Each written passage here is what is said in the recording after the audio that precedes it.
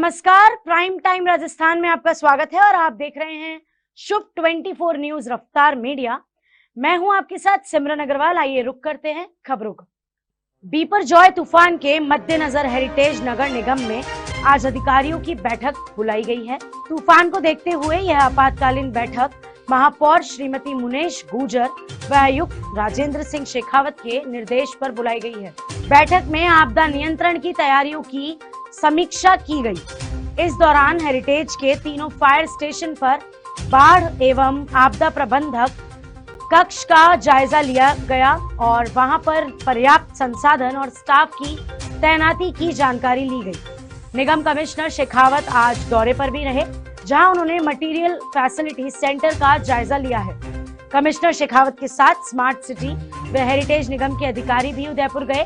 Smart city chairman एवं स्वायत्त शासन सचिव महेश शर्मा ने कल ही चारों स्मार्ट सिटी के सीईओ की समीक्षा बैठक में शेखावत को उदयपुर जाने के निर्देश दिए थे। खबर है कि जल्द ही जयपुर में भी मटेरियल फैसिलिटी सेंटर स्थापित किया जाएगा। बीकानेर में करनी नगर स्थित न्यू पुलिस कॉलोनी में हैंडलूम उत्सव आरंभ हो गया है। यह विशाल उत्सव राज्य के हाथकरघा बुनकरों एवं दस्तकारों के विकास हेतु कार्यरत शीर्ष राजकीय उपक्रम Rajasthan state handloom development corporation limited द्वारा आयोजित किया जा रहा है। मंगलवार 20 जून तक चलने वाले हैंडलूम उत्सव में प्रदर्शित वस्त्रों पर 25% की छूट दी जा रही है। उत्सव में मिलने जाने वाली इस भारी छूट का ज्यादा से ज्यादा बीकानेर वासी बढ़ चढ़ कर लाभ उठा रहे हैं। हैंडलूम उत्सव का समय प्रातः 11 बजे से साय 6:30 बजे है। गौरतलब है, इससे पूर्व इस प्रकार के हैंडलूम उत्सव दीपावली अथवा अन्य चुनिंदा अवसरों पर रानी बाजार स्थित जिला उद्योग केंद्र में एवं सूरतगढ़ थर्मल कॉलोनी में ही देखने को मिलते थे। यूनिट प्रभारी श्री पूनम चंद धामा ने यह जानकारी दी। उत्सव में विभिन्न प्रकार के हैंडलूम प्रोडक्ट्स, जिनमें आकर्षक printed bedsheet, cotton dress material एवं शर्टिंग कुर्ते का कपड़ा, दोहर सिंगल एवं double, ladies suit, kurta, palazzo, kurta cap, ladies की विशाल रेंज उपलब्ध है। इनके अतिरिक्त सूती खेस, राजस्थानी कैशमिलॉन, बरड़ी एवं पट्टू, सूती दरी, कैशमिलॉन, लोई एवं शॉल के साथ साथ अन्य हैंडलूम प्रोडक्ट्स की किफायती रेंज सभी को लुभा रही है।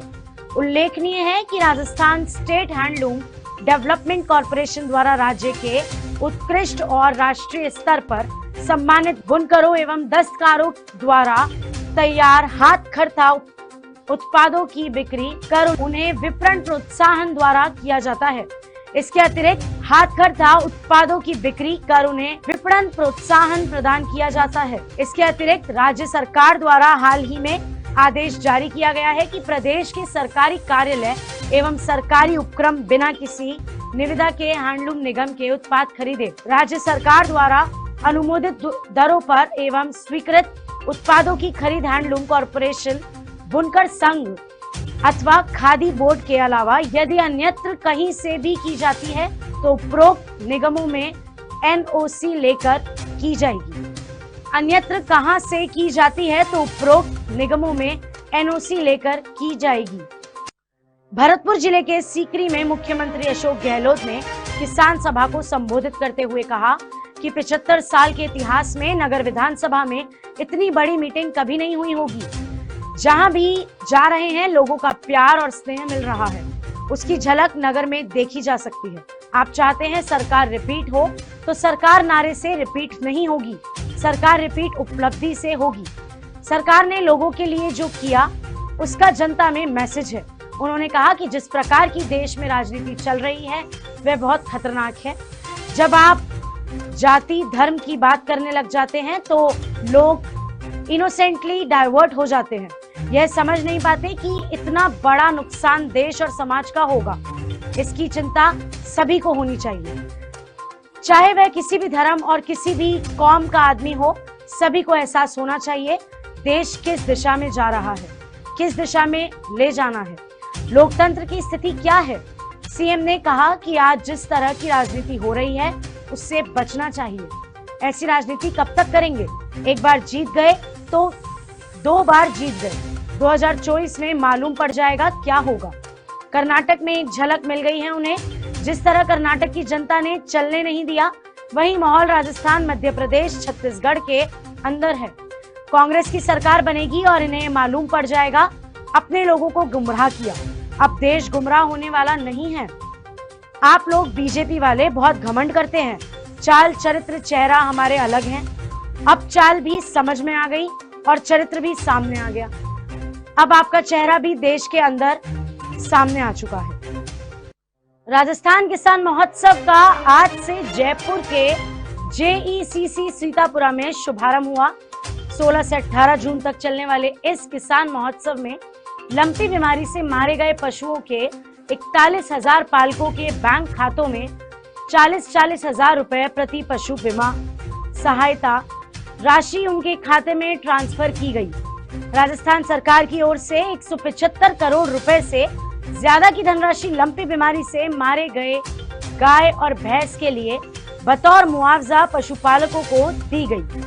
प्रत्येक किसान या पशुपालक को उनके अधिकतम मृत 2 दुधारू पशुओं के लिए 40-40 हजार रुपए निःशुल्क मिलेंगे। 16 से 18 जून तक लगाए जा रहे राजस्थान किसान महोत्सव में स्मार्ट फार्म, कृषि बागवानी, पशुपालन, डेयरी, मत्स्य पालन और एग्रीकल्चर मार्केटिंग की वर्ल्ड लेवल की ट्रेनिंग्स का प्रदर्शन हुआ।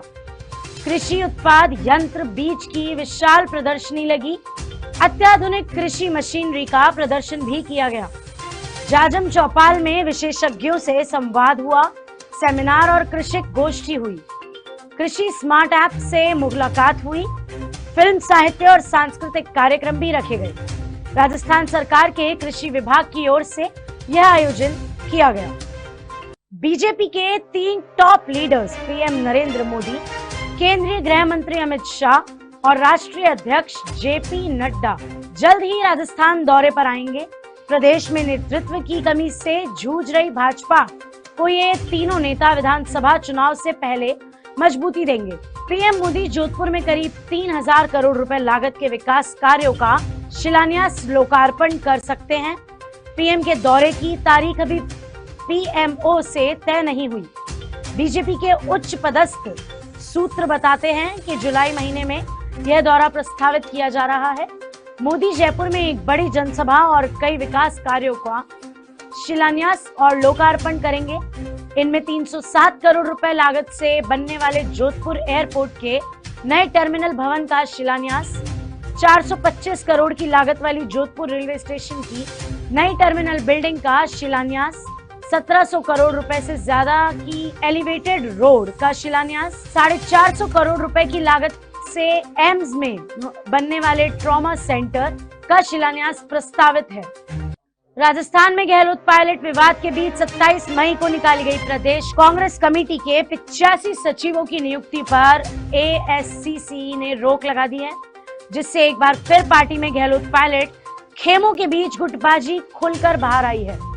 6 जनवरी 2021 को जारी की गई PCC सचिवों की नियुक्तियों की लिस्ट के अतिरिक्त यह एडिशनल लिस्ट जारी की गई थी, जिस पर रोक के आदेश की जानकारी राजस्थान प्रदेश कांग्रेस कमेटी ने बीती रात एक प्रेस नोट जारी कर दी थी, जिसमें कहा गया राजस्थान प्रदेश कांग्रेस कमेटी की ओर से अखिल भारतीय कांग्रेस कमेटी के राजस्थान प्रभारी सुखजिंदर सिंह रंधावा के अप्रूवल के बाद 27 मई 2023 को राजस्थान प्रदेश कांग्रेस कमेटी के 85 सचिव की नियुक्ति की सूची जारी की गई थी, जिस पर AICC के निर्देश अनुसार आगामी आदेश तक रोक लगाई जाती है।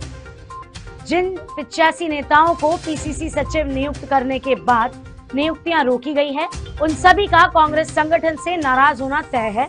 सूत्र बताते हैं कि पद देने के बाद पदों को छीनना एक तरीके से कार्यकर्ताओं और नेताओं का अपमान है। विधानसभा चुनाव से पहले पार्टी इससे मजबूत नहीं होंगी, उल्टे कमजोर होंगी। सूत्र बताते हैं कि PCC सचिवों की सूची में ज्यादातर अशोक गहलोत खेमे के नेताओं को जगह दी गई थी। CM गहलोत और पूर्व डिप्टी CM सचिन पायलट के बीच चल रही खींचतान के बीच कांग्रेस हाईकमान के साथ हुई बैठक से पहले यह नियुक्तियां की गई थी। पार्टी सूत्र बताते हैं कि गहलोत पायलट विवाद के कारण ही ये नियुक्तियां अटक गई हैं। चुनावी माहौल के बीच पर्दे के पीछे जमकर शीत युद्ध चल रहा है। केंद्रीय जल शक्ति मंत्री गजेंद्र सिंह शेखावत ने भ्रष्टाचार को लेकर न केवल मुख्यमंत्री अशोक गहलोत और उनके पुत्र को घेरा, बल्कि संजीवनी मामले को लेकर मुख्यमंत्री को खुले मंच पर बहस की चुनौती भी दी। शेखावत ने कहा कि 100 रुपए के शेयर खरीदकर 40,000 रुपए में मलेशिया की कंपनी को बेचकर करोड़ों रुपए के काले धन को सफेद करने का काम वो करते हैं और आरोप मुझ पर लगाते हैं। अपने गिरेबान में झांक कर देखें, कालिक के अलावा कुछ नहीं मिलेगा। शेखावत गुरुवार को देर रात पोखरण में मीडिया से बात कर रहे थे। केंद्रीय मंत्री ने कहा कि सारी एजेंसियां उनके पास है। एजेंसियों को जितना दुरुपयोग कर सकते थे उतना उन्होंने किया है, लेकिन उसके बाद भी उनके वकीलों को कोर्ट में खड़े होकर स्वीकार करना पड़ा कि गजेंद्र सिंह का न तो किसी FIR में नाम है, न किसी चार्जशीट में नाम है। शेखावत ने चुनौती देकर कहा कि वो उनके वकील हिंदुस्तान के किसी भी मंच पर खड़े हो जाएं और वहां खड़े होकर मेरे सामने इस मुद्दे पर बहस करें, साबित करें मुझे किस तरह से दोषी ठहरा रहे हैं, वरना मैं किरोड़ी लाल जी ने जो आरोप लगाए हैं उन आरोपों को उसी मंच पर खड़े होकर सिद्ध करूंगा कि उनके और उनके बेटे ने किस तरह से भ्रष्टाचार किया है। खबरों में फिलहाल इतना ही। बने रहे हमारे साथ, मुझे दीजिए इजाजत। नमस्कार।